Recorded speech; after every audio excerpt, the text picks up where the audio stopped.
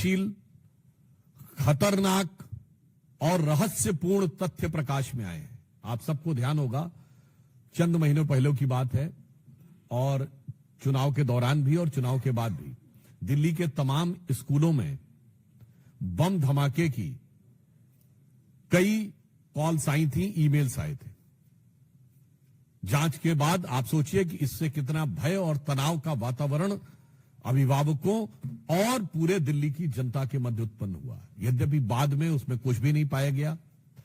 फिर जब इस विषय की गहनता से जांच की गई और यह ट्रैक करने का प्रयास किया गया कि ये ईमेल्स कहां से आ रहे हैं, तो बहुत ही आश्चर्यजनक तथ्य प्रकाश में आया कि मूलतः यह ईमेल एक ऐसे व्यक्ति के द्वारा आ रहे थे जो अल्पवयस्क है।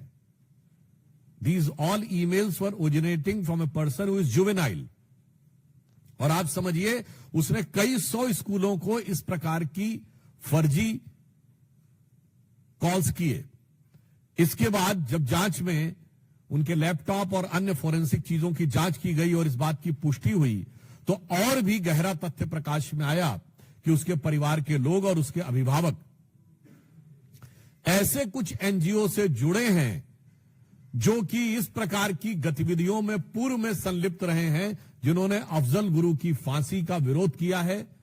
और ऐसी तमाम गतिविधियां जो कानून व्यवस्था की दृष्टि से राष्ट्र की सुरक्षा के लिए घातक मानी जाती हैं, उन गतिविधियों के समर्थन की बात आई है।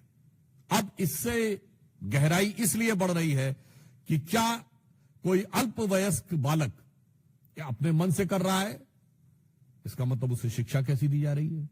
दूसरा, या वो सिर्फ मोहरा है और उसके पेरेंट्स और जो पीछे के एनजीओज हैं उनकी इसमें कोई भूमिका है, ताकि दिल्ली की कानून व्यवस्था को बिगाड़कर, दिल्ली के वातावरण को खराब करके, दिल्ली में भय का वातावरण उत्पन्न करके कोई राजनीतिक लाभ या अपनी राजनीतिक विचारधारा की पुष्टि की जा सके।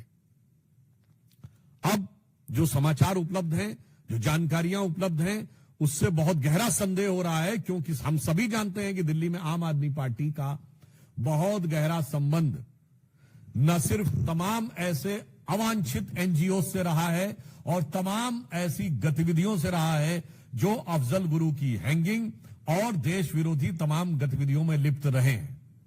आप सभी को ध्यान होगा कि फरवरी 2015 में जो टुकड़े टुकड़े होंगे का नारा लगा था, वो अफजल गुरु की बरसी के ऊपर था और जिसकी फाइल को महीनों तक आम आदमी पार्टी ने बचा के रखा था।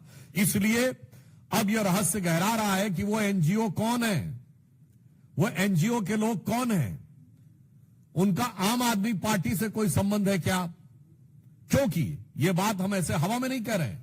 आम आदमी पार्टी की मुख्यमंत्री आतिशी मरलेना जी के दोनों पेरेंट्स ने अफजल गुरु की क्लीमेंसी के पिटीशन का समर्थन किया था, तो यह बात सीधे संबंध जुड़ता हुआ दिखाई पड़ रहा है।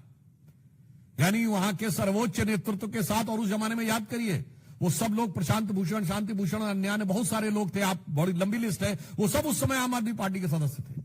यानी आम आदमी पार्टी का एक संगठन के रूप में उनके साथ संबंध बहुत साफ दिखाई पड़ रहा था।